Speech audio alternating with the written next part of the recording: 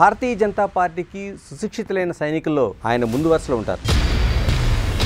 ఎమ్మెల్సీకి ఎలా చేయబోతున్నారు? Public representatives అనేవి ఒక అదృష్టంగా భావించాలి ఎవరైనా సరే. బీజేపీ, తెలుగుదేశం, జనసేన ఉమ్మడి కాపురం ఎలా కొనసాగుతుంది? అద్భుతంగా ఉంది. బీజేపీ ఎజెండానే హిందుత్వ ఎజెండా. పవన్ కళ్యాణ్ దాన్ని హైజాక్ చేస్తున్నట్టుగా కనిపిస్తుంది. హిందుత్వాన్ని స్వీకరిస్తున్నారు. హిందుత్వం భారతీయ జనతా పార్టీ సొత్తు అని మీరు అనుకుంటున్నారా? జగన్ అంత ఓటమికి ముందే ఎక్స్పెక్ట్ చేశారా? చాలా ముందస్తుగా నేను ఈ విషయాన్ని గమనించాను. జగన్ చీప్ లిక్కర్ని 200 రూపాయలకు అమ్ముతున్నాడు. జగన్ ఎందుకు ఓడిపోయాడు? కేవలం మద్యం ప్రధానమైన కారణం. పోలవరం కావచ్చు, అమరావతి నిర్మాణం కావచ్చు, 5 ఏళ్ల కాలంలో పూర్తయ్యే అవకాశాలు ఏమన్నా కనిపిస్తున్నాయి? పూర్తి చేయాలనేటువంటి లక్ష్యంతో మనం పనిచేస్తున్నాం. విజయసాయి రెడ్డి గారు మీ పార్టీలోకి వస్తారనే ఒక ప్రచారం అయితే జరుగుతుంది. ఇవన్నీ ప్రచారాలు మాత్రమే. వక్ఫ్ బోర్డుకు సంబంధించి చాలా వరకు వ్యతిరేకత కనిపిస్తుంది. ట్రిపుల్ తలాక్ కంటే వక్ఫ్ బోర్డుకి ఎక్కువ మద్దతు వస్తుంది. భవిష్యత్తులో సోము వీర్రాజు గారిని ఎలా చూడబోతున్నాం? సోము వీర్రాజుని వీర్రాజులానే చూడాలి. Welcome to Big TV. Bharatiya Janata పార్టీకి సుశిక్షితులైన సైనికుల్లో ఆయన ముందు వరుసలో ఉంటారు. మనతో ఆంధ్రప్రదేశ్ రాష్ట్ర బీజేపీ పూర్వ అధ్యక్షుడు ఎమ్మెల్సీ సోము వీర్రాజు ఉన్నారు. సోము వీర్రాజు గారు నమస్తే. నమస్కారం అండి. ఎలా ఉన్నారు? బాగున్నాను సార్. ముందుగా కంగ్రాట్స్. Thank you. ఎందుకంటే ఎమ్మెల్సీగా ఒక కరెక్ట్ అయిన వ్యక్తికి వచ్చిందనేది చాలామంది అభిప్రాయం. మేము కూడా దాన్ని చేస్తున్నాం. ఇలా కొత్త బాధ్యతల్లోన అంటే అంతకుముందు నిర్వహించారు. ఎమ్మెల్సీకి ఎలాంటి బాధ్యతలు మీకు? ఒక ఐడియాలజీ ఉంది, ఒక ఐడియా ఉంది మీకు. అంటే ఏదో మామూలుగా రాజకీయ నాయకుడిలా కాకుండా మీకు ఒక ఆలోచన ఉంటుంది. ఎలా చేయబోతున్నారు ఈ బాధ్యతల్ని? పబ్లిక్ రిప్రజెంటేటివ్స్ అనేవి ఒక అదృష్టంగా భావించాలి ఎవరైనా సరే. చాలా స్కోప్ ఉన్నటువంటి ఫీల్డ్ ఇది. రాజకీయం అంటేనే స్కోప్ ఉన్న ఫీల్డ్. అందులో ఒక పబ్లిక్ రిప్రజెంటేటివ్, ఒక ఎమ్మెల్సీగా కానీ ఎమ్మెల్యే కానీ ఎంపికైనప్పుడు అనేక అంశాలు స్టడీ చేయడానికి అవకాశం ఉన్నటువంటి పరిస్థితి. డిఆర్యుసిసి మీటింగ్ ఉంటుంది. ప్రజలకు సంబంధించినటువంటి ఎన్ని అంశాలు ఉన్నాయి. ఈ అంశాలు ఒక్కొక్క డిపార్ట్మెంట్లో ఏ విధంగా పబ్లిక్ సర్వీస్ చేయడానికి ప్రాతిపదికలు ఉంటాయి. చాలా డీప్గా స్టడీ చేసేటువంటి ఒక ఫీల్డ్ ఇది. అవును. ఆ దృష్ట్యా మనం చేయాలనుకుంటే, మనం స్టడీ చేయాలనుకుంటే కొత్త కొత్త ప్రతిపాదనలు, ఎన్నో తెలియని విషయాలు తెలుసుకోవడానికి అవకాశం ఉన్నటువంటి పరిస్థితిగా నేను గత ఎమ్మెల్సీగా ఉన్నప్పుడు భావించడం జరిగింది, గమనించడం జరిగింది. చాలా సందర్భాల్లో ఒక మినిస్టర్ అవుతారు. ఒక సెంట్రల్ మినిస్టర్ అయినప్పుడు ఆయన క్వాలిఫికేషన్స్ అన్ని ఎడ్యుకేషన్ క్వాలిఫికేషన్స్ చాలా రాస్తూ ఆయన ఈ కమిటీలో మెంబరు, ఈ కమిటీలో మెంబరు అని కూడా రాస్తూ ఉంటారు. ఆ కమిటీస్లో కూడా వాళ్ళు స్టడీ చేయడానికి చాలా ఆపర్చునిటీస్ ఉంటాయి. అవును. కాబట్టి ఎందుకు ఈ కమిటీలో మెంబరు అని రాస్తూ ఉంటారు మినిస్టర్ అయిన తర్వాత అనేది నేను ఎమ్మెల్సీ చేసిన తర్వాత అర్థమయ్యేది. మమ్మల్ని కూడా కొన్ని కమిటీలు వేసి తిప్పుతూ ఉంటారు. ఆ తిప్పినప్పుడు వాళ్ళు ఇచ్చే ఎజెండా కానీ మనం గమనం చేస్తే తెలుసుకోవాల్సినటువంటి విషయాలు, ప్రజలకు సర్వీస్ చేయడానికి ఇది చాలా అద్భుతమైనటువంటి ఒక అవకాశం. ప్రజలకు సర్వీస్ చేయడానికి అద్భుతమైనటువంటి అవకాశం. బాగా స్టడీ చేయాలి. చేస్తే అటు ప్రభుత్వానికి కొన్ని ప్రతిపాదనలు చేయడానికి కానీ, ప్రజలకి చాలా సర్వీస్ చేయడానికి కానీ చాలా అవకాశాలు ఉంటాయి. ఒక చిన్న ఉదాహరణ చెప్తాను మీకు. అంగన్వాడీ పాఠశాల అంటే మనం చాలా సింపుల్గా తీసుకుంటాం. అవును. అసలు అంగన్వాడీ పాఠశాలలో ఎంత వెయిట్ ఉన్న కోడిగుడ్డు పెడతారు అంటే 50 గ్రాముల నుంచి 60 గ్రాములు ఉన్న కోడిగుడ్డు పెట్టాలి. దాంట్లో అంగన్వాడీలో ఎన్ని రకాల సర్వీసులు ఉన్నాయి అంటే ఇంటికాడ ఉన్న పిల్లలకి 6 నెలల నుంచి 3 సంవత్సరాలు ఉన్న పిల్లలకు కూడా ఇంటికి పదార్థాలు పంపిస్తారు. నెలకి 25 కోడిగుడ్లు ఇస్తారు. ఇంటికాడ ఉన్న 6 నెలల నుంచి 3 సంవత్సరాలు ఉన్న పిల్లవాడికి ఒక 2.5 లీటర్ల పాలు ఇస్తారు. పౌష్టికాహారం ఇస్తారు. అలానే స్కూల్కి వెళ్ళిన పిల్లవాడికి, అంగన్వాడీ పాఠశాలకి వెళ్ళిన పిల్లవాడికి 100 గ్రాముల పాలు ఇస్తారు. ఒక కోడిగుడ్డు ఇస్తారు. 10 o'clockకి మధ్యాహ్నం 1 o'clock భోజనం పెడతారు. ఒక ప్రెగ్నెంట్ లేడీకి, ఒక బాలింతకి 5 లీటర్ల పాలు ఇస్తారు. 25 కోడిగుడ్లు ఇస్తారు. ఆయిల్ ఇస్తారు, పప్పు ఇస్తారు, పౌష్టికాహారం ఇస్తారు. బోత్ ఇద్దరికి కూడా. పిల్లలకు ఆడుకోవడానికైనా ఇక ఆట పరికరాలు ఉంటాయి లోపల.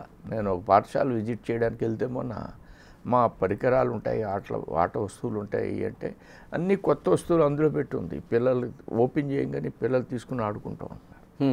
అప్పటి వరకు అవి ఇవ్వడం లేదు ఆవిడ. ఓకే, ఇలాగా మనం డీప్గా స్టడీ చేస్తే అసలు ప్రజా జీవితం, ప్రజాక్షేత్రంలో మనం గమనించవలసిన విషయాలు అనేకమైన ఉంటాయి. మీరు టీవీలు తీసుకుని ఒక్క ఆలోచన అంగన్వాడీ గురించి స్టడీ చేయండి. ఆయుష్మాన్ ఆరోగ్య భారతి మందిర్ అని పెట్టారు మోడీ గారు. అందులో ఏం జరుగుతుందో ఒకసారి ప్రజలకు తెలియదు. ఈ విషయాలు ప్రజలకి తెలియదు, చాలామందికి తెలియదు. చాలామంది అంటే నేను వేరే చెప్పను, తెలుసుకోవాలనేటువంటి భావన ఉన్నటప్పుడు ఇవి ప్రజలకు చేర్చాలి. ఇవన్నీ ఎందుకు నేను చెప్తున్నానంటే, ఇది ఒక పబ్లిక్ రిప్రజెంటేటివ్గా ఎలా తెలుసుకోవడానికి 60-70 అంశాలు ఉన్నాయి. 60-70 అంశాలు ఉన్నాయి.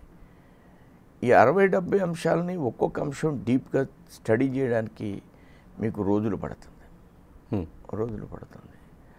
ఆ దృష్ట్యా ఇది చాలా హ్యాపీయెస్ట్గా, సంతోషదాయకంగా పనిచేయవలసినటువంటి రంగంగా నేను భావిస్తున్నాను. వీర్రాజు గారు, మీరు అన్నట్టు రాజకీయాల్లోనే ఒక పదవి అనేది నిజంగా అదృష్టం, ఒక సంతోషంగా పనిచేయాల్సిన విషయం. 4 దశాబ్దాలకు పైగా సోమవీర్రాజు అనే ఒక లీడర్ ఉభయ గోదావరి జిల్లాలు కావచ్చు, ఆంధ్రప్రదేశ్లో బీజేపీ నిర్మాణం కావచ్చు, అంటే ఏమీ లేనప్పుడు ఒక జెండా పట్టుకొని నడిచిన ఒక ముందు ఆ జిల్లాలో తొలి అడుగు మీరు.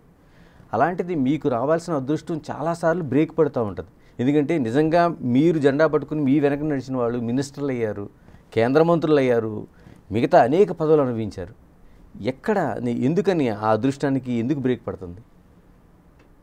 ఇవన్నీ అదృష్టం కోసం కాదు, అదృష్టం అనేది కాదు. పదవి అనేది బాధ్యతగా స్వీకరిస్తున్నటువంటి భారతీయ జనతా పార్టీ యొక్క ఆలోచన విధానంలో చాలా కాలం మనం పనిచేయడం అనేది ఒక అదృష్టం. ఏమంటారంటే, బీజేపీలో ఎక్కువ కాలం పనిచేయడం అనేది చాలా కామన్. అలా బీజేపీ ఎందుకు పనిచేస్తుంది? భారతదేశాన్ని ఒక అద్భుతమైనటువంటి దేశంగా తీర్చిదిద్దాలనేటువంటి ఆలోచనతో మనం పనిచేస్తున్నాం. వాజ్పేయి గారు వచ్చిన తర్వాత కొంత మార్పు వచ్చింది దేశంలో. 4 ways కావచ్చు, టెలిఫోన్స్ కావచ్చు, బ్యాంక్స్ కావచ్చు. మోడీ గారు వచ్చిన తర్వాత ఇంకా చాలా విషయాలను చేస్తున్నారు. ఇంకా కొన్ని కంట్రీస్తో పోల్చితే మనం ఈవేళ ఆర్థిక రంగంలో 5వ స్థానం నుంచి 4వ స్థానానికి వచ్చాం. మళ్ళీ 3వ స్థానానికి కూడా పెడతాం. అంత ఇంకా ఎక్కువ సమయం ఈ దేశం కోసం పనిచేయవలసినటువంటి పరిస్థితుల్లో చాలామంది మా ముందున్న కార్యకర్తలు, మాకంటే ముందున్న పివి చలపతిరావు గారు, వి రామారావు గారు, వెంకయ్యనాయుడు గారు, వాళ్ళందరూ చాలా కాలం నుంచి ఈ పార్టీలో పనిచేస్తున్నారు. బాధ్యతలు రావడం, పదవులు వరించడం అనేది అదొక ఎత్తు, అదొక ఆ యొక్క పరిస్థితులను బట్టి ఉంటాయి తప్ప అదొక్కటే లక్ష్యంతో బీజేపీలో కార్యకర్తలు ఎవరు పనిచేయరు. అసలు బీజేపీ అధికారంలోకి వస్తుందని ఎవరన్నా అనుకున్నారా? బీజేపీలో ఎవరైనా పంచాయతీ బోర్డు మెంబర్ అవుతారని ఎవరన్నా అనుకున్నారా? ఆ దృష్ట్యా పార్టీ పని ఒక బాధ్యతగా స్వీకరించి ప్రతి కార్యకర్త పనిచేస్తున్నారు. ఇప్పుడు నో డౌట్ చాలామందికి చాలా తక్కువ సమయాల్లో అవకాశాలు రావడానికి అవకాశం ఉంది. అన్ని రాష్ట్రాల్లో బీజేపీ బలాన్ని పుంజుకుంటుంది. చాలా రాష్ట్రాల్లో అధికారంకి వస్తున్నాం, ఆ దృష్ట్యా ఇప్పుడు సమయం తక్కువలోనే హ్మ్. కార్యకర్తలకు బాధ్యతలు రావడానికి అభివృద్ధిలో వాళ్ళ పాత్రని నిర్మాణం చేసుకోవడానికి అవకాశం ఉన్న పరిస్థితుల్లో ఇవాళ భారతీయ జనతా పార్టీ ఉంది. అలాగే ఏపీ రాజకీయాలు మాట్లాడదాం. బీజేపీ, తెలుగుదేశం, జనసేన ఉమ్మడి కాపురం ఎలా కొనసాగుతుంది? అద్భుతంగా ఉంది. అంటే మూడు ఒక ఐడియాలజీతో ఉన్న పార్టీలు. ఏ పార్టీకైనా ఐడియా ఒకటి, ఆ రాష్ట్రాన్ని అభివృద్ధి చేయడం, అదే ప్రధానమైనటువంటి అంశం. మూడు కూడా ఒకే కోణంతో ఈవేళ ఆంధ్రప్రదేశ్ని అభివృద్ధి చేయాలి, అనేక అంశాల్లో ఒకే మాటతో, ఒకే బాటతో, ఒకే ఆలోచనతో, ఒకే తపనతో ముందుకు వెళ్తున్నటువంటి వ్యవస్థ ఈవేళ కూటమి. మరోవైపు నిజంగా గడిచిన ఎన్నికల్లోన అన్ని మెజారిటీ ఉన్న ఆ పార్టీ జగన్, వైఎస్ఆర్ పార్టీ అంత ఓటమికి, లేకపోతే కూటమి ఇంత ఘన విజయానికి ముందే ఎక్స్పెక్ట్ చేశారా అసలు? అంటే బేసిక్గా ఏదో ఒక మూల సూత్రం, ఒక కారణం ఉండి ఉంటుంది కదండి. మీరందరూ ముందే గుర్తించారండి దాన్ని? చాలా ముందస్తుగా నేను ఈ విషయాన్ని గమనించాను. బద్వేల్ ఎలక్షన్ తర్వాత జగన్ ప్రభుత్వానికి వ్యతిరేకంగా విజయవాడలో ఒక సభను పెట్టాం. ఆ సభలో ముందు రోజు రేపు ఉదయం మీటింగు, ఈవినింగు ఆ డయాస్ అది పరిశీలన చేస్తున్నప్పుడు ఛానల్స్లో నేను మాట్లాడుతూ చెప్పాను, డయాస్ పరిశీలన చేయడానికి వెళ్ళినప్పుడు జనరల్గా మన వాళ్ళందరినీ పిలుస్తాం, ఈ డెకరేషన్ అది ఎలా చేస్తాం. ఆ టైంలో నేను ఒక అంశాన్ని ప్రస్తావించాను. జగన్ బాగా బటన్ నొక్కుతున్నానని అనుకుంటున్నాడు 22 డిసెంబర్ అది. కానీ రాబోయేటువంటి ఎలక్షన్లో జగన్కి రివర్స్లో బటన్ నొక్కుతారన్న. తర్వాత నెక్స్ట్ డే బహిరంగ సభలో మాట్లాడుతూ ఒక విషయాన్ని కూడా మాట్లాడాను. జగన్ ఈ చీప్ లిక్కర్ని 200 రూపాయలకు అమ్ముతున్నాడు, మేమే అధికారంలోకి వస్తే ఈ చీప్ లిక్కర్ని 50 రూపాయలకి ఇస్తాం. అవును అని నేను అన్నారు. చాలా చాలా పెద్ద ప్రకటన, వివాదాస్పదమైంది, అనేక విమర్శలు. 1 కోటి మంది అది సేవించేటువంటి ప్రజలు జగన్కు వ్యతిరేకంగా ఓటేశారు. వివాదాస్పదం కాదు, వాస్తవం. దాన్ని వివాదం చేశారంతే. ఓకే, నేను మాట్లాడింది ఒక పేదవాడి గురించి మాట్లాడాను. ఈవేళ ఎంత సంపాదించారు, ఎంత దీంట్లో జరిగింది, ఎంత కమిషన్లు వచ్చినాయని ఈవేళ చెప్తున్నారే, ఇవన్నీ ఆవేళ దృష్టిలో పెట్టుకుని నేను చెప్పినవి.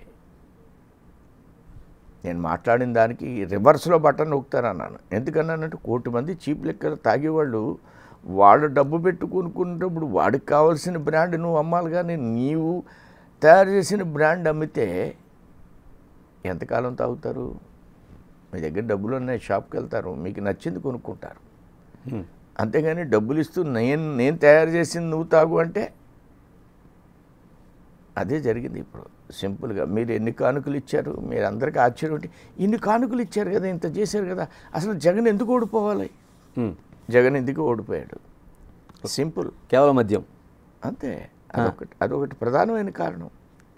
1 కోటి మందిని నీ ఇష్టం వచ్చింది తాగు, నేను తయారు చేసిన తాగు, నువ్వు డబ్బు ఇచ్చి నేను తయారు చేసిన తాగు అంటే సోమిరాజు గారు ఆంధ్రప్రదేశ్లో గెలుపు ఓటములను తాగుబోతులు నిర్ణయిస్తున్నారు. తాగుబోతులు కాదు, ప్రజలు 1 కోటి మంది ఈవేళ దాన్ని సేవిస్తున్నారు.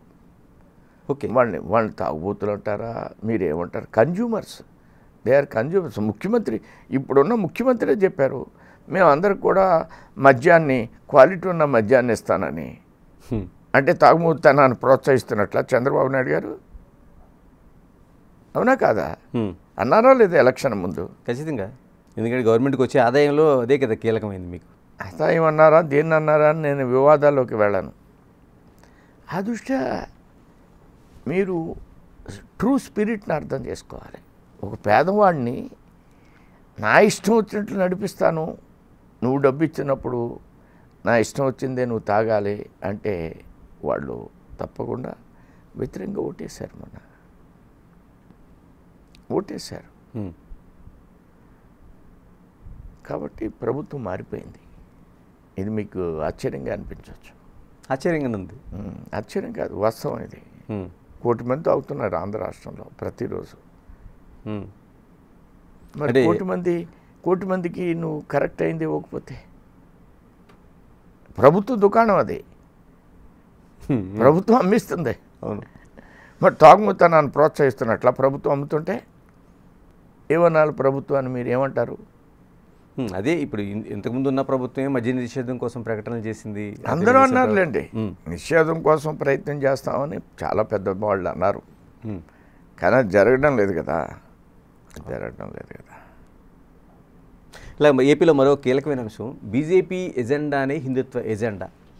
ఇప్పుడు పవన్ కళ్యాణ్ దాన్ని హైజాక్ చేస్తున్నట్టుగా కనిపిస్తుంది. హిందుత్వాన్ని అనుసరించడం అంటారు, హైజాక్ చేయడం అంటారు. హిందుత్వాన్ని అనుసరించడం. హిందుత్వం భారతీయ జనతా పార్టీ సొత్తు అని మీరు అనుకుంటున్నారా?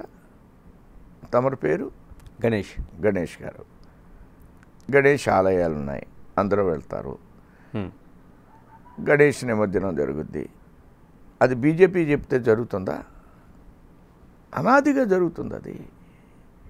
బీజేపీ గురించి ఈ మధ్యకాలంలో మీరు హిందుత్వం పార్టీ అంటున్నారు మీరు. మరి గణేష్ నిమజ్జనం ఎప్పటి నుంచి ఉంది? గణేశుడు ఎప్పటి నుంచి ఉన్నాడు? ఈశ్వరుడు ఎప్పటి నుంచి ఉన్నాడు? ఈ దేశం ఈ భూమి పుట్టినప్పటి నుంచి ఉన్నారు వారందరూ. అది మా సొంతం ఏంటి? వారు ఇప్పుడు మాట్లాడితే మా సొంతాన్ని వారు మాట్లాడుతున్నారు. ఇవన్నీ మీరు క్రియేట్ చేస్తున్నవి అంతే తప్ప ఆయన అనుసరిస్తున్నారు. అంటే తెలంగాణ కావచ్చు, లేకపోతే తమిళనాడు కావచ్చు, లేకపోతే మిగతా కన్నడ రాష్ట్రాలు కావచ్చు, వీటిలో ప్రధానంగా ఈ ఎజెండాను వస్తున్నది భారతీయ జనతా పార్టీ. మేము చూస్తున్న దాంట్లో ఒక్క ఆంధ్రప్రదేశ్లో మాత్రం మీరు వెనక్కున్నట్టు కనిపిస్తుంది. పవన్ కళ్యాణ్ ముందుగా ఆ భుజానిపైన వేసుకొని సనాతన ధర్మం కావచ్చు, లేకపోతే హిందూ ధర్మాన్ని కావచ్చు, ఆయన భుజాన్ని వేసుకొని ముందుగా ప్రయాణిస్తున్నట్టు కనిపిస్తుంది. మేము చెప్తే తక్కువ ప్రచారం వస్తుంది, వారు చెప్తే ఎక్కువ ప్రచారం వస్తుంది. తేడా అదే. మరి మేము రాముడు చిరచ్ఛేదనం జరిగినప్పుడు పెద్ద ఎత్తున ఉద్యమం చేయలేదా? మరి రథదగ్ధం జరిగినప్పుడు పెద్ద ఎత్తున ఉద్యమం చేయలేదా? టిప్పు సుల్తాన్ విగ్రహాన్ని పెడతానంటే దాన్ని ఆపించలేదా? ఆజాద్ చౌక్ మీద మేము పెద్ద ఉద్యమం చేయలేదా? చేస్తే అక్కడ ఈవేళ ఇండిపెండెంట్ జెండా పెట్టారు, అక్కడ స్వతంత్ర జెండా పెట్టారు, భారతమాత బొమ్మ పెట్టారు ఆజాద్ చౌక్లో. ఇవన్నీ మేము చేయలేదా? మేము రామ మందిరం గురించి మాట్లాడలేదా? అయోధ్యలో రామాలయం నిర్మాణం చేయలేదా? ఇప్పుడు మా ఎజెండా కాదు, ఇవన్నీ వాస్తవమైనటువంటి అంశాలు. ఇవి హిందుత్వ ఎజెండా కాదు. భారతదేశంలో కావాల్సిన అంశాలు మేము మాట్లాడతాం. టిప్పు సుల్తాన్ విగ్రహం ఉండాలా ఆంధ్రప్రదేశ్లో? అవసరం లేదని చెప్తే అది వాస్తవం. అట్లా అనేకమైన వాస్తవమైనటువంటి విషయాలు మనం మాట్లాడుతూ ఉంటాం. ఇవన్నీ మేము మాట్లాడినవే. అది హిందుత్వ ఎజెండా కదా. ఆ వేళ ఉన్న పరిస్థితుల్లో జరిగినటువంటి సందర్భాన్ని ప్రశ్నించడం అనేది సహజం. మొన్న లడ్డు విషయం జరిగింది, వారు దాన్ని స్వీకరించారు, పెద్ద ఎత్తున పోరాటం చేశారు, దీక్ష పూనారు. ఆ దృష్ట్యా దీన్ని హిందుత్వం బీజేపీది ఆయన తీసుకున్నారు అనడంలో ధర్మం కాదు. ఆ టైంలో ఆ ఉన్న పరిస్థితుల్లో ఆయన ప్రశ్నిస్తున్నారు అంతే, ఆయన ఫాలో అవుతున్నారు, ఆయన స్వీకరిస్తున్నారు అంతే. ప్రత్యేకంగా ఆంధ్రప్రదేశ్ రాజకీయాలకు సంబంధించి బీజేపీ ఎంతకాలం అంటే మిగతా పార్టీని సపోర్ట్ చేసుకుంటున్నో, అంటే ఒక్క మాటలో చెప్పాలంటే ఒక తోక పార్టీగా ప్రయాణం ఎంతకాలం చేస్తుంది? ఎప్పుడు ఒక తనగా నిలబడి ముందుకొచ్చే అవకాశాలు ఏమైనా కనిపిస్తున్నాయి భవిష్యత్తులో? రాజకీయాల్లో నిరాశ నిస్పృహలకి తావులేదు. రాజకీయాలు బీజేపీ అనేది ఒక ప్రయాణం, ప్రజల కోసం ఒక ప్రయాణం. ఆ ప్రయాణాన్ని ఇప్పుడు కూడా నిరంతరం కొనసాగిస్తూ ఉంటుంది. ఆ ప్రయాణం అధికారం కోసమే అని మాత్రం కాదు, పరిస్థితులకు అనుగుణంగా ప్రయత్నాలు జరుగుతూ ఉంటాయి. ఈవేళ 8 ఎమ్మెల్యేలు 3 ఎంపీలు ఉన్నారు. రేపు ఏం జరుగుతుంది అనేది ఈవేళ కాదు. ఈవేళ కూటమిలో ఈ ఆంధ్ర రాష్ట్ర అభివృద్ధి కోసం కలిసి చక్కగా పనిచేస్తున్నాం. ప్రజల కోసం పనిచేస్తున్నాం. పార్టీ అధికారం కోసం కంటే ఆంధ్ర రాష్ట్ర అభివృద్ధి అనేది ఒక లక్ష్యంగా మనం ఈవేళ ముందుకు పెడుతున్నాం. ఈ రాష్ట్ర ప్రజలు ఒక అద్భుతమైనటువంటి ప్రజలు. ఆంధ్ర రాష్ట్ర ప్రజలు ముందు మంచి రాష్ట్రాన్నిగా పునర్నిర్మాణం చేయాలి ఆంధ్ర రాష్ట్రాన్ని. ఆ లక్ష్యంతో అందరూ కలిసి పనిచేయడం అనేది సహజం. బాగా పనిచేసినప్పుడు ప్రజలు నిర్ణయిస్తారు ఏం చేయాలి అనేది. నిర్ణయం వాళ్ళది. ఇందాక మీరు అన్నారు చూసారా, ముందు అసలు జగన్ ఓడిపోతారు అనుకుంటారా? ప్రజల నిర్ణయం. ప్రజలు మీరు అసెస్ చేయలేరు. ప్రజలు రాజులు. డెమోక్రసీలో ప్రజలు ఇచ్చిన తీర్పు మనకు అర్థం కాదు. ప్రజలే రాజులు. ఆ దృష్ట్యా పనిచేద్దాం, ఆంధ్ర రాష్ట్రాన్ని అభివృద్ధి చేద్దాం. ప్రజలు ఎప్పుడు ఏ నిర్ణయం తీసుకుంటే దానికి అనుగుణంగా మనం ఉందాం. దాన్ని గౌరవించాలి డెమోక్రసీలో.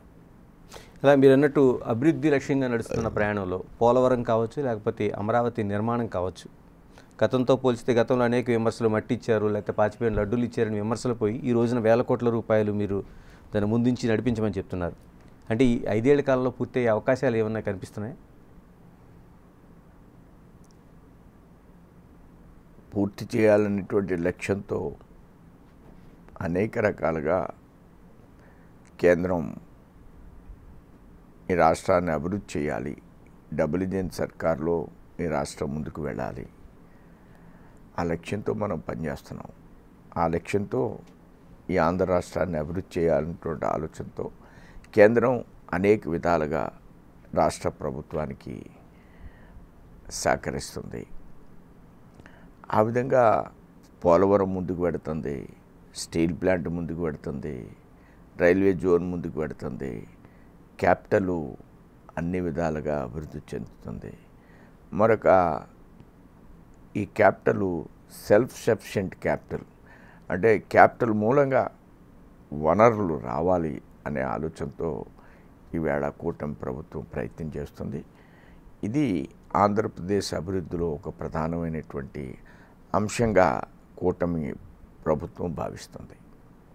వీరాజ్ గారు, మీరు ప్రతిపక్షాలు కావచ్చు, లేదా అధికారంలో ఉన్న పక్షాలు కావచ్చు, విమర్శించడంలో అది సీఎం కావచ్చు, ఎవరైనా ఎక్కడ కూడా వెనకడుగు వేసిన దాఖలు ఎక్కడ కనిపించవు. చంద్రబాబు నాయుడు కావచ్చు, లేకపోతే జగన్మోహన్ రెడ్డి కావచ్చు. కానీ జగన్మోహన్ రెడ్డితో ఎక్కడ ఏది ప్రశ్న వచ్చినా సార్ ఆయనతో కలిసి ప్రయాణం చేశారు, ఆయనకి సన్నిహితంగా ఉన్నారనే ప్రశ్న ఎందుకు వస్తుంటుందండి ప్రతిసారి? చాలా వరకు మీడియా కావచ్చు, లేకపోతే ప్రతిపక్షాల నుంచి కావచ్చు. ఎందుకంటే మిమ్మల్ని చూస్తున్నప్పుడు చంద్రబాబు నాయుడు ఏ స్థాయిలో విమర్శించారో జగన్ కూడా ఆ స్థాయిలో విమర్శించారు మీరు చాలా సందర్భాల్లో. ఎందుకని వస్తుంటుంది ఈ ప్రశ్న? అదొక సృష్టి, అదొక క్రియేషన్. అదొక క్రియేషన్. కొన్ని సందర్భాల్లో ఒక వ్యక్తి కొంతమందికి లొంగకపోతే వాళ్ళ మీద ఏదో అపవాదించడానికి ప్రయత్నం చేస్తారు. ఆ దృష్ట్యా నేను మీరే చెప్పారు, ఇప్పుడు నేను ప్రభుత్వమే దిగిపోద్దని చెప్పాను లెక్కర్ విషయంలో. అంత ఆ విధంగా ఎవరన్నా ఆ తేదీలో చెప్పిన రాజకీయ నాయకుడు ఎవరన్నా ఉన్నారా? తిరుపతిలో బై ఎలక్షన్లో పోటీ చేశాను నేను ప్రెసిడెంట్గా ఉండగా. బద్వేల్లో పోటీ చేశాను. బద్వేల్లో తెలుగుదేశం పోటీ చేయలేదు. ఆత్మకూరులో తెలుగుదేశం పోటీ చేయలేదు. మరి 3 చోట్ల నేను జగన్కి వ్యతిరేకంగా పోటీ చేస్తే, టిప్పు సుల్తాన్ గురించి పోటీ చేస్తే, రాముడు చిరచ్ఛేదనం గురించి పోటీ చేస్తే, ఆ రథం గురించి పోటీ చేస్తే, నేను ఉండంగా 8 రకాల బహిరంగ సభలు పెట్టాం. రాయలసీమ కావచ్చు, అట్లానే యువ చైతన్య యాత్ర కావచ్చు, అనేక రకాల కార్యక్రమాలు నేను చేశాను నేను అధ్యక్షుడిగా ఉండగా. అలానే ఉత్తరాంధ్ర జిల్లా జలపూరు యాత్ర పెద్ద ఎత్తున నిర్వర్తించాం. జలపూరు యాత్ర పోలవరం ఒక్కటే కాదు, పెండింగ్ ప్రాజెక్టులు చాలా ఉన్నాయి రాష్ట్రంలో. పోలవరానికి మేము డబ్బిస్తాం, కానీ 1980, 85, 90 నుంచి కూడా పెండింగ్లో ఉన్న ప్రాజెక్టులు ఉన్నాయి కదా ఆంధ్ర రాష్ట్రంలో. అటు రాయలసీమలో, ఇటు ఉత్తరాంధ్రలో. ఈ విధంగా గళమెత్తి ప్రశ్నించింది మరి జగన్మోహన్ రెడ్డి టైంలో నేను కదా? ఎవరైనా మాట్లాడారా? 150 కార్లతో పెద్ద ఎత్తున ఆవేళ నేను కార్యక్రమం 4 రోజులు చిన్న చిన్న నదుల దగ్గరికి వెళ్ళి, అలా మీకు నిర్వాసితులు ఆంధ్ర రాష్ట్రంలో పోలవరంలోనే ఉన్నారనుకుంటున్నారు మీరు. నిర్వాసితులు బద్వేల్లో ఉన్నారు, నిర్వాసితులు కర్నూలులో ఉన్నారు, నిర్వాసితులు శ్రీకాకుళంలో ఉన్నారు, నిర్వాసితులు పట్టువర్ధంలో ఉన్నారు. మీరు ప్రచారం చేయండి. ఇవన్నీ నేను ఇన్వెంట్ చేసినవి కాదు, నేను తిరిగి గమనించినవి ఇవన్నీ కూడా. ఆ దృష్ట్యా చేయకపోవడం కాదు, ఇవన్నీ చేసినప్పటికీ కొన్ని ఫ్యాషనబుల్ వర్డ్స్ కొంతమందికి ప్రవేశపెడతా ఉంటారు. ఎందుకని అంత టార్గెట్గా? అంటే ఎవరు చేస్తుంటారు? ప్రతిపక్షంగా చేస్తుంటారా, స్వపక్షంగా వాళ్ళే చేస్తుంటారా? ఎవరు చేశారనేది అందరికీ తెలిసిన విషయమే. దాని గురించి ఇప్పుడు చర్చించడానికి పెద్ద అవకాశం లేదు. నేను దాని గురించి నేనేం చేశానో చెప్పాను. వాస్తవా కాదా అనేది మీరు పరిశీలన చేయాలి. ఒక మీడియా నా దగ్గరికి వచ్చి మీరు వేసిన ప్రశ్న వేశారు, మీరైతే చక్కగా మీరు చాలా విషయాలు చేసినప్పటికీ కూడా ఎందుకు ఇలా చేశారు, ఎందుకు ఇలా జరిగింది అని మీరు నన్ను అడిగారు. ఒక మీడియా ఇట్లానే 10 ప్రశ్నలు రాసుకొచ్చి అందులో ఒక ప్రశ్న ఉంది ఇది. వాళ్ళ మీడియాలోనే నేను అత్యధికంగా ఆయన తిట్టినవి ఒక 20 ప్రింట్లు తీసి ఇలా చూపించాను. ఇది తప్ప మిగతా అన్నీ చూపించారు. ఓకే, ఆ సమాధానం తప్ప మిగతా అన్నీ చూపించారు. ఏమనాలి? దేనికి జరిగిందనాలి? ఎందుకు జరిగిందనాలి? అదొక కాన్స్పిరసీ. సాధంగా చేస్తారు, వాటిని మనం పట్టించుకోవాల్సిన అవసరం లేదు. మీరు అడిగారు కాబట్టి ఇవన్నీ చెప్తున్నాను అంతే. ఈరోజుగా 2014లో టీడీపీ అధికారంలో ఉండగా ప్రభుత్వం చేసిన ప్రతి ఏదైతే ఒక తప్పు పక్కకి వెళ్తుందో సోమవీర్రాజే ముందుండి చంద్రబాబును విమర్శించడంలో ముందున్నారు. అది చాలా తీవ్ర స్థాయిలో ఒక దశలోన, అంటే పార్టీ కేంద్ర రాష్ట్ర నాయకత్వాల కంటే సోమవీర్రాజు చాలా స్ట్రాంగ్గా ఆ రోజున ఫైట్ చేశారు. ఈ రోజున కలిసి ప్రయాణం చేస్తున్నారు. ఎలా ఉంది? ఆవేళ కలిసి ఉండగానే జరిగింది. ఈవేళ కలిసి ఉండడంలో ఒక ఆలోచన ఉంది. ఆవేళ కలిసి ఉన్నప్పుడు కూడా నేను మొన్న ఎవరు అడిగితే ఒకటే చెప్పాను. ఈవేళ చంద్రబాబు నాయుడు గారు మోడీ గారి గురించి ఏమంటున్నారు? ఆయన లేకపోతే దేశం లేదు. అవును, ఆయనే చెప్తున్నాడు. ఇప్పుడు నేనేమంటున్నాను, మోడీ గారితో ఆయన ఈ విధంగా ఉంటారు, వీర్రాజు కూడా చంద్రబాబు నాయుడు గారితో అదే విధంగా ఉంటారు. విజయసాయిరెడ్డి గారి కోసం పెద్ద చర్చ జరుగుతుంది. ఆయన రాజ్యసభకు రాజీనామా చేశారు, మీ పార్టీలోకి వస్తారనే ఒక ప్రచారం అయితే జరుగుతుంది. ఇవన్నీ ప్రచారాలు మాత్రమే. వారు మా పార్టీలో రావడానికి అవకాశాలు ఉంటాయని నేనైతే అనుకోను. ఎందుకంటే ఆయన కూడా ముందు రాజకీయ సన్యాసం చేస్తున్నట్టే చెప్పారు. మళ్ళీ ఒక 2 రోజుల క్రితం ఏ పార్టీలోకి వెళ్ళే అవకాశం ఉందంటే ఉంటుందని చెప్పాడు ఆయన. అదే ఇప్పుడు నేను రాజకీయ సన్యాసం అని వారే అన్నారు, మరలా ఉంటుంది అని అన్నారు. ఏ పార్టీలోకి వెళ్తారనేది వారు చెప్పలేదు. కాబట్టి నేను మా పార్టీలోకి వస్తారని నేను ఎలా దానికి సర్టిఫికేట్ ఇస్తాను? అవకాశాలు ఉన్నాయంటారా? అది రాజకీయాల్లో జ్యోతిష్యాలకి అవకాశాలు తావులేవు. ఉండే అవకాశాలు కాదనలేము. ఇప్పుడు జ్యోతిష్యానికి తావులేవు రాజకీయాల్లో. ఏదైనా జరగచ్చు. టైం. ఎందుకండి ఆయన విజయసాయిరెడ్డి ఖాళీ చేసిన సీట్ని అన్నమలైతో పూరించాలని ఒక ఆలోచన చేస్తున్నారు. అంటే ఇక్కడ ఎవరు లేరా స్టేట్లోకి సంబంధించి, లేకపోతే పార్టీ దాన్ని పటిష్టంగా అలాంటి నిర్ణయం ఏదైనా తీసుకుందంటారా? ఇప్పుడు చాలా సందర్భాల్లో ఇక్కడ నిర్మలా సీతారామన్ గారిని ఇక్కడి నుంచి తీసుకున్నాం, వెంకయ్యనాయుడు గారిని రాజస్థాన్ నుంచి తీసుకున్నాం, నిర్మలమ్మ గారిని కర్ణాటక నుంచి తీసుకున్నాం. ఇట్లా వెంకయ్యనాయుడు గారిని 3 సార్లు కర్ణాటక నుంచి తీసుకున్నాం. అలాంటప్పుడు అన్నామలై గారిని ఆంధ్రప్రదేశ్ నుంచి తీసుకుంటే పెద్ద అభ్యంతరం ఏముంటుంది? దేశంలో చాలా పార్టీల్లో చాలా సందర్భాల్లో ఇలాంటి అంశాలు జరుగుతూనే ఉన్నాయి. ఇదేమీ బీజేపీ కొత్త కాదు. ఇలా ఇక వక్ఫ్ బోర్డుకు సంబంధించి మాట్లాడుకుందాం. వక్ఫ్ ప్రక్షాళనకి అంటే ఏ ప్రభుత్వాలు చేయని ఒక సాహసోపేతమైన నిర్ణయాన్ని బీజేపీ ప్రభుత్వం తీసుకున్న నిర్ణయాల్లో ఇదొకటి. చాలా వరకు వ్యతిరేకత కనిపిస్తుంది. ఏంటి టార్గెట్? నిజంగా ముస్లిము ఆ కమ్యూనిటీకి సంబంధించిన వాళ్ళకి మీరు అంటున్నట్టు మేలు చేయాలన్నా, లేకపోతే బీజేపీ ఎజెండాలో ఒక భాగంగానే దాన్ని చేశారంటారా? తప్పకుండా ముస్లింల యొక్క ఆ సమాజాన్ని ఉద్ధరించాలనేటువంటి లక్ష్యంతో, పెద్ద లక్ష్యంతో తీసుకున్నటువంటి సంస్కరణ ఇది, చట్టం. దానిలో ఎప్పుడు 3% ప్రజలకే అవకాశం ఉంది, వాళ్ళే వక్ఫ్ బోర్డులో ఉంటారు. అవును. 97%కి దాంట్లో సంబంధం లేదు ముస్లిం సమాజానికి, మహిళలకి సంబంధం లేదు. కొన్ని ముస్లింలో ఉన్న కొన్ని వర్గాలకి, అట్టడుగు వర్గాలు ఉన్న వారికి సంబంధం లేదు. వారందరినీ ఈవేళ మేము బోర్డులో తీసుకోవాలనుకుంటున్నాం. దాని 197 కొన్ని లక్షల ఎకరాల భూమి ఉంది, 10 లక్షలు 12 లక్షల ఎకరాల భూమి ఉంది దానికి. కనుక దానికి 197 కోట్ల ఆదాయం వస్తుంది. సంవత్సరానికి 15,000 కోట్లు 16,000 కోట్లు రావాలి. కొన్ని సంవత్సరాల నుంచి అది ఆ ఆదాయం అలా ఉండిపోయింది. చాలామంది ముస్లిం మంత్రులు వక్ఫ్ బోర్డు మూలంగా కోవిడ్లో మాకు ₹1 కూడా పెట్టలేదు వక్ఫ్ బోర్డు అని చెప్పారు వాళ్ళే. ఓకే, నేను డిబేట్లో చూశాను, కొన్ని సోషల్ మీడియాలో చూశాను. మరి అలాంటప్పుడు ఇన్ని వేల కోట్లు, ఒక 15,000 కోట్లు 16,000 కోట్లు అంటే 10 సంవత్సరాలు 1,60,000 కోట్లు, 20 సంవత్సరాల్లో 3,20,000 కోట్లు. ఇది నిజంగా వాళ్ళకి చెంది ఆ ముస్లింలకి దీన్ని వాళ్ళకి అభివృద్ధిలో వినియోగిస్తే ఇది చిన్న విషయమా? చాలా గొప్ప విషయం కదా. అది ఒక రెవల్యూషనరీ స్టెప్.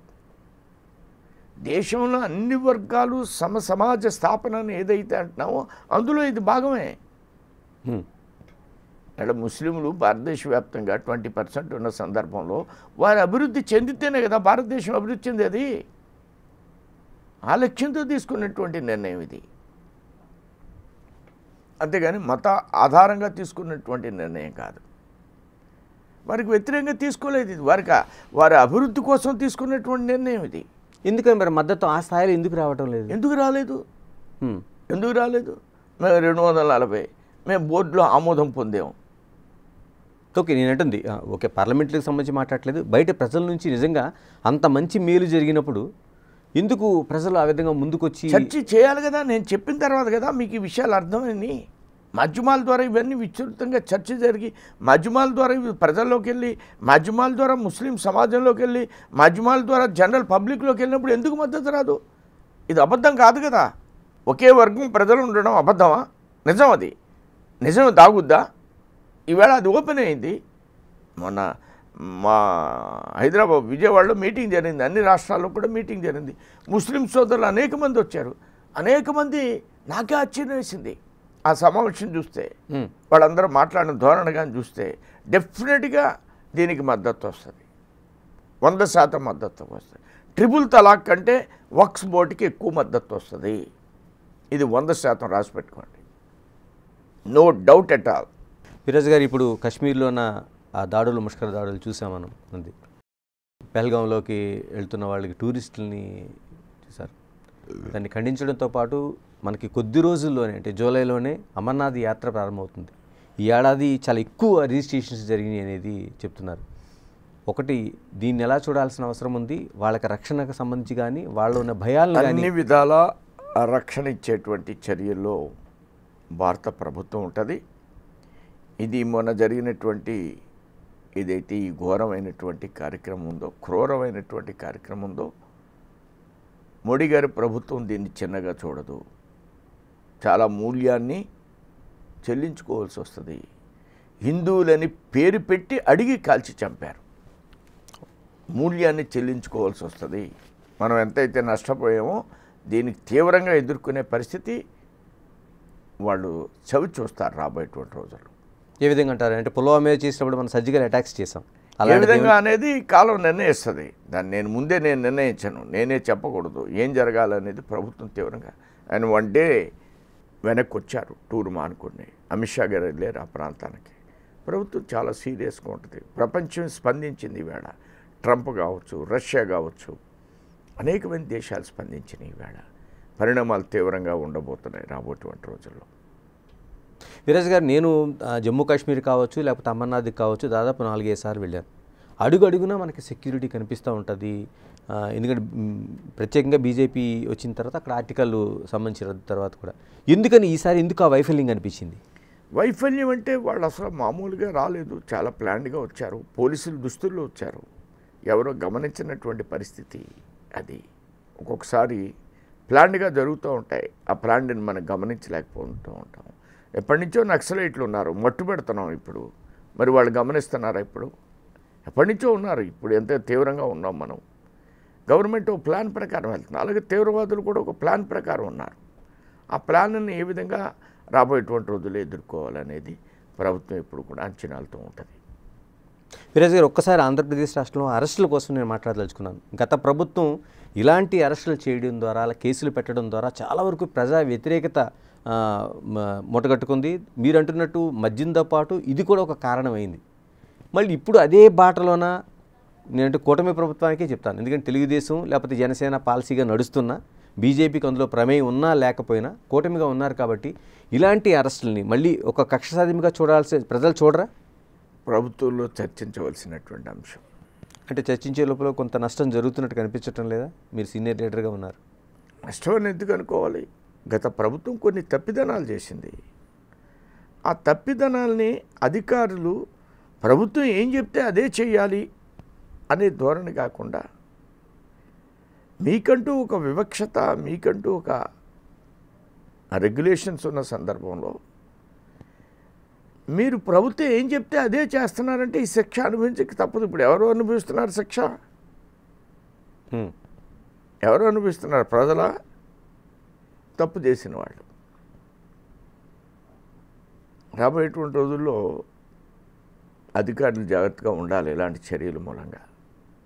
ప్రజలకు ఏ ఇండికేషన్ వెళ్తుంది? ఏంటంటే రాజకీయ నేతగా ఉన్నారు కాబట్టి మీరు దాన్ని బేరీజ్ వేసుకోగలుగుతారు, తప్పు చేసిన వాడికి శిక్ష పడుతుందని అనుకోగలుగుతారు. డెమోక్రసీలో, ప్రజాస్వామ్యంలో పార్టీ ప్రభుత్వాలు వేరు, అధికార వ్యవస్థ వేరు.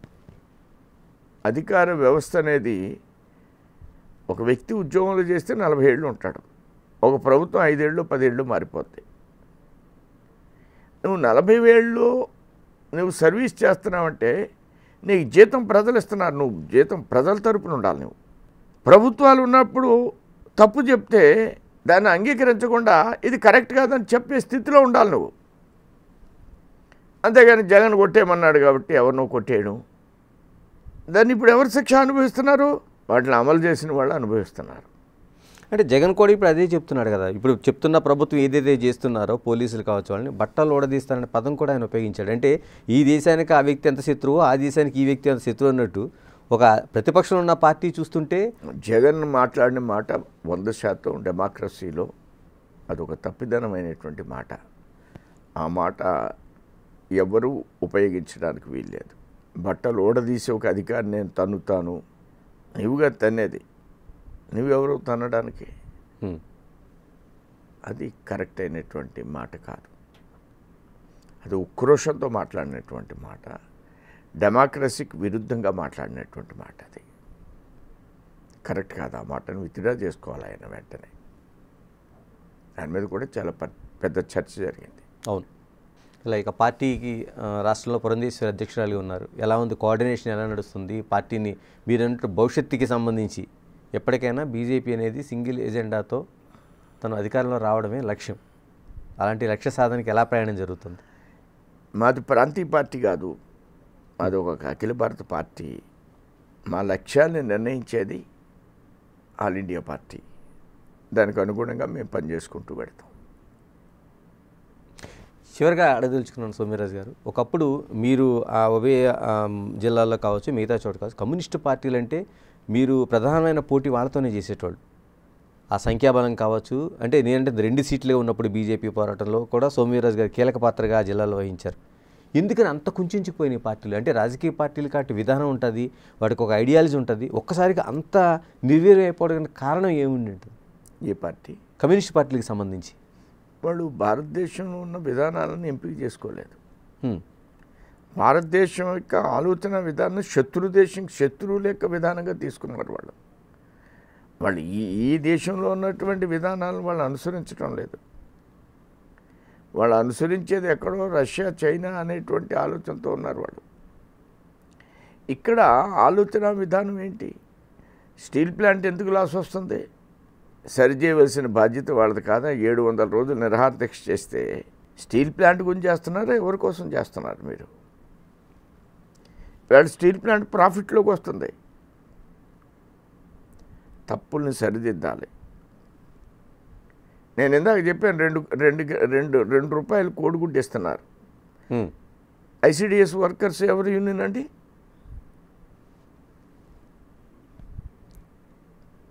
ఇవాళ ప్రైవేట్ పాఠశాలన్నీ కూడా అద్భుతంగా వర్ధిల్లుతున్నాయి. ప్రభుత్వ పాఠశాల వర్ధిల్లటం లేదు. యూటీఎఫ్ ఎమ్మెల్సీ బాధ్యత నేర్పుతున్నారా? బాధ్యత నుంచి ఒలిగింపజేస్తున్నారా? ఎందుకు మన విద్యా విధానం వెనక్కి వెళ్తుంది? ఎవరి కారణం దీనికి? మీరు చాలా మంచి ప్రశ్న వేశారు. నేను చాలా అర్థమైతే చెప్తున్నా. మీరు ఎమ్మెల్సీని ఎగ్గొచ్చు, ప్రజా జీవితంలో ఉండరు మీరు. టీచర్లు ఒక్కడే ప్రజలు అనుకోకండి.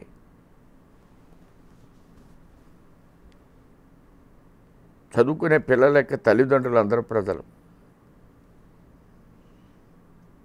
వన్ సైడ్కి వెళ్తే మీరు అన్నట్లుగానే దిగజారుడుతనం ఆ పార్టీలకు వస్తాయి. ఎందుకని మీరు అంటున్నట్టు యూటీఎఫ్ కావచ్చు, లేకపోతే మిగతా కార్మిక సెక్టార్లు కావచ్చు, అంగన్వాడీలు కావచ్చు, ఇలా ఏదైతే ట్రేడ్కి సంబంధించిన సెక్టార్లు ఉన్నాయో ఎందుకు ఇంకా కమ్యూనిస్ట్ పార్టీలు వెంట ఉండడానికి మీరు అంటున్న ఏదైతే దిగజారుడుతనం అనే దానికి వాళ్ళు తీసుకోవట్లేదా? ఆ నిర్ణయం, వాళ్ళు తీసుకునేటువంటి నిర్ణయం 2 రూపాయలు కోడిగుడ్డు 4.5 పెట్టవలసింది, 60 గ్రాములు పెట్టవలసింది 20-30 గ్రాములు పెడితే మాట్లాడరు వాళ్ళు. ఎన్ని గ్రాములు ఉండాలో అందులో పనిచేసే వాళ్ళకి తెలియదు, మనం వెళ్ళి అడిగే వరకు. వాళ్ళకు ఉంది, రూల్ ఉంది, చాలా ఉన్నాయి. బాధ్యతలు నేర్పాలి.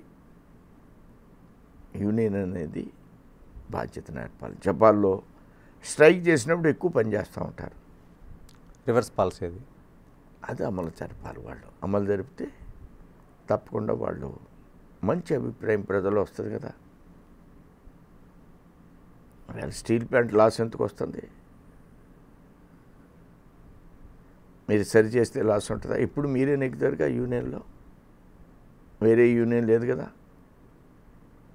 మరి ఈవేళ ఎందుకు లాభం వస్తుంది? గవర్నమెంట్ సీరియస్గా ఉంది. మీ రాజమండ్రి పేపర్ మిల్లు కూడా అలాంటి పరిస్థితులు ఉన్నట్టుంది. ఎవరైనా దేశం బాగుపడాలంటే ఈ వ్యవస్థలన్నీ బాగుండాలి. వీటిని మీరు నడుపుతున్నప్పుడు, దేశం అభివృద్ధిలో మీ పాత్ర ఉండాలనుకున్నటప్పుడు, మీరు సరిచేయాలనుకున్నటప్పుడు ఏ ఇండస్ట్రీ కావచ్చు, ఏ ఇన్స్టిట్యూట్ కావచ్చు, ఏ ప్రభుత్వ సంక్షేమ పథకం కావచ్చు, దానిలో ఉన్న వ్యక్తుల్ని సరైనటువంటి ఫందాలో నడిపించాలి. అది మీ బాధ్యత కానప్పుడు మీరు తప్పకుండా మీరు చెప్పిన స్థితికి వెళ్తారు. ఇక పార్టీలోనే మిమ్మల్ని కేవలం ఆంధ్రప్రదేశ్ రాష్ట్రానికో మిగతా రాష్ట్రాల పరిమితం చేయట్లేదు. చాలా సీనియర్ లీడర్గా దేశవ్యాప్తంగా బీజేపీలో ఉండే ఒక కీలకమైన నేతగా అడుగుతున్నాను. అంతకుముందు క్రమశిక్షణ పార్టీగా, ఒక సిద్ధాంతపరమైన పార్టీగా, ఎక్కడ కూడా సింగిల్ ఎజెండాతో సింగిల్ వాయిస్తో వెళ్ళే పార్టీలోని ఈ రోజున అనేక వాయిస్లు రేజ్ అవుతున్నాయి. ఒకరికొకరు విమర్శించుకుని బహిరంగంగా పత్రికా స్టేట్మెంట్లు ఇచ్చుకునే పరిస్థితి కనిపిస్తుంది. తెలంగాణ కావచ్చు, లేకపోతే మిగతా కొన్ని రాష్ట్రాల్లో కావచ్చు. ఎందుకు పార్టీలో ఇలాంటి పక్కదోవనాలా, లేకపోతే క్రమశిక్షణ రాహిత్యం అనాలా? పార్టీలో భిన్న అభిప్రాయాలు ఉంటాయి. అది గ్రూపులని నేను అన్ను. భిన్న అభిప్రాయాలు ఉంటాయి. ఎదుగుతున్న పార్టీగా దేశం అభివృద్ధి ప్రధానం అనే సందర్భంలో కొన్ని పార్టీలు ఇలాంటివి జరిగినప్పుడు దాన్ని ఏ మేరకు సరి చేసుకోవాలి అనే దాని మీద ఎప్పుడు కూడా పార్టీ నిరంతరం కూడా యోజన చేస్తూ ఉంటుంది. అంటే ఇక్కడ రాజాసింగ్ లాంటి వాళ్ళు డైరెక్ట్గా పత్రికాముఖంగానో ఒక పబ్లిక్గా ఒక స్టేట్మెంట్ ఇస్తున్నారు మిగతా నాయకులను విమర్శిస్తూ. అంటే వాళ్ళు అధికారంలో ఉన్న వాళ్ళు కావచ్చు, లేకపోతే పార్టీ కీలక బాధ్యతలు ఉన్న వాళ్ళు కావచ్చు. దీన్ని బీజేపీ పార్టీలో అంతకుముందు ఇప్పుడు మనం చూడలేని విషయం. ఎందుకంటే 2.5 దశాబ్దాలుగా భిన్న అభిప్రాయాలు ఉంటాయనేటువంటి విషయాన్ని నేను స్పష్టంగా మీకు తెలియజేశాను. కిషన్ రెడ్డి గారికి దానికి తగ్గ సమాధానం కూడా చెప్పారు. అంటే అంతకుముందు క్రమశిక్షణాచార్యులు చాలా సీరియస్గా ఉండేటి పార్టీలో. ఎందుకని ఈ మధ్యకాలంలో కొంత ఉదాసీనతనాలా, లేకపోతే వేచి చూసే తత్వం పెరిగిందన్న? దేశానికి అనుగుణంగా పార్టీ యొక్క ఆలోచన విధానం ఉంటుంది. దేశంలో పార్టీ ఆవేళున్న పార్టీ, ఈవేళున్న పార్టీ, ఇలాంటి సందర్భాలను బేరీస్ వేసుకుని పార్టీ వ్యవహరిస్తూ ఉంటుంది. ఇంకా భవిష్యత్తులో సోము వీర్రాజు గారిని ఎలా చూడబోతున్నాం? ఎందుకంటే ఇప్పటికీ చూసింది చాలా తక్కువ అనేది అందరి అభిప్రాయం. ఎందుకంటే మీ సీనియారిటీ కావచ్చు, మీ ఉద్యమ పోరాటం కావచ్చు, పార్టీ జెండాను మోసిన విధానం కావచ్చు, ఎలా చూడబోతున్నాం? పార్టీలో సోము వీర్రాజుని వీర్రాజులానే చూడాలి. పార్టీలో వచ్చేటువంటి పోస్టుని బట్టి చూడడానికి అవకాశం లేదు. నా అభిప్రాయం ప్రకారం సోము వీర్రాజు తనకుండేటువంటి ఆలోచన విధానం ప్రకారమే పెద్దలు ఎవరైనా నా విషయాన్ని ఆ విధంగా ఆలోచించాలనేది నా భావన. ఎందుకు ఆలోచించట్లేదు అనేది మా ప్రశ్న. ఆ విధంగా ఆలోచించాలి నా విషయంలో అనేటువంటి భావన. ఎవరి విషయమైనా బాధ్యతలు అనేవి ఒక్కొక్క వ్యక్తికి ఒక్కో విధంగా వరిస్తూ ఉంటాయి. దాన్ని మనం నాకేదో తక్కువ జరిగింది, వేరే వాడికి ఎక్కువ జరిగింది. ఇప్పుడు అన్నామలై కంటే చాలా సీనియర్స్ పార్టీలో ఉన్నారు, మరి వారిని కాదన్నట్ల అన్నామలై గారికి రాజ్యసభ సభ్యత్వం ఇస్తే ఒక్కొక్క పరిస్థితిని బట్టి ఒక అనుగుణంగా కొన్ని విషయాలు జరుగుతూ ఉంటాయి. దాన్ని ఆ విధంగానే మనం చూడాలి తప్ప మనం పార్టీలో వ్యక్తులు నష్టాలు లాభాల కంటే వ్యవస్థ సంస్థ యొక్క లాభ నష్టాల గురించి, దేశం యొక్క అభివృద్ధి గురించి బేరీజు వేస్తాం బీజేపీలో. అంటే అధికారం కూడా ఒక భాగమే కదా. అంటే ఎవరికో ఎక్కువ జరిగిందని కాదు, కానీ సోము వీర్రాజు గారికి తక్కువ జరుగుతుందనే అభిప్రాయాన్ని ఎలా చూడాల్సిన అవసరం ఉంది? నేను ఆ విధంగా నేను భావించడం లేదు. నాకు ఏది ఇచ్చినా దానిలో నేను పని చేసుకుంటూ వెళ్ళడమే నా యొక్క ఆలోచన, నా యొక్క నడవడి. పార్టీ మనకి అది నేర్పింది, దానికి అనుగుణంగానే మనం ముందుకు పడతాం. థ్యాంక్ యూ సోము వీర్రాజు గారు. Thank you very much.